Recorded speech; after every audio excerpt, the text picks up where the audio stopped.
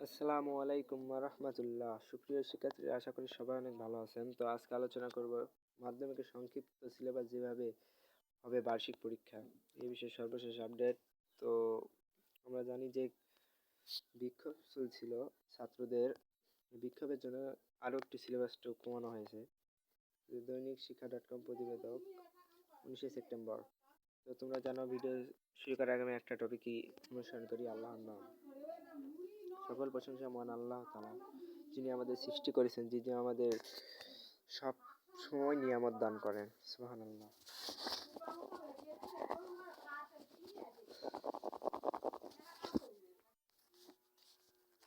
সবাই অনেক ভালোই আছেন।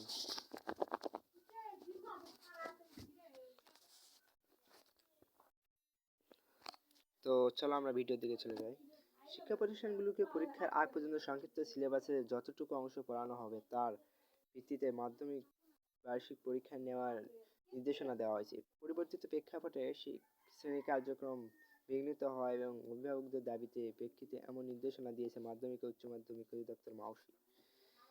এই নির্দেশনা চিঠি সব শিক্ষা প্রতিষ্ঠানের প্রধানের কাছে পাঠানো হয়ে গেছে। বৃহস্পতিবার মাধ্যমিক ও উচ্চ মাধ্যমিক অধিদপ্তর এই নির্দেশনা প্রকাশ করে।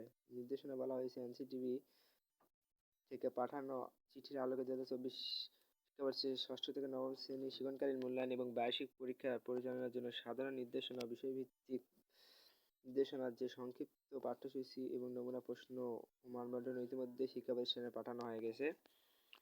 এটা বিগত কয়েক মাসের পরিবর্তিত প্রেক্ষাপটে শ্রেণী কার্যক্রম বিঘ্নিত হয়েছে এবং শিক্ষাবর্ষের অবশিষ্ট সময় সংক্ষিপ্ত পাঠ্যসূচি অনুযায়ী শ্রেণীকক্ষে শিক্ষণ কার্যক্রম শেষ করার সম্ভাবনা না বলে শিক্ষার্থী ও শিক্ষক এবং অভিভাবক মহল থেকে দাবি করা হয়েছে।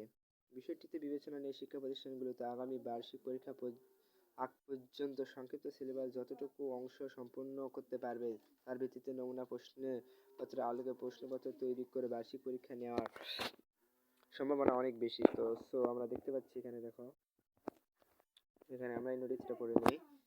গণপ্রজাতন্ত্রী বাংলাদেশ সরকার মাধ্যমিক উচ্চ মাধ্যমিক শিক্ষা বোর্ড বাংলাদেশ, এটা কিন্তু দেখো এখানে পাবলিশ করে দিয়েছে। তো ষষ্ঠ থেকে নবম শ্রেণী 2024 শিক্ষাবর্ষে বার্ষিক পরীক্ষার পরিচালনার জন্য সংক্ষিপ্ত সিলেবাস অনুযায়ী বিষয়ক নির্দেশনা এখানে তারা দিয়েছে। তোমরা পড়ে নিও নির্দেশনাটি। জিয়াউর রহমান হাঙ্গেরি। তো এটা কিন্তু সর্বশেষ নিউজ ছিল। যে ভিডিওটি ভালো লাগে লাইক কমেন্ট সাবস্ক্রাইব এবং পাশে থাকা বেল আইকনটি বাজিয়ে দিবা, তাহলে এই ধরনের আকর্ষণীয় ভিডিও তোমরা পেয়ে যাবা। তো আজকে ভিডিওটা এই পর্যন্তই। আল্লাহ হাফেজ।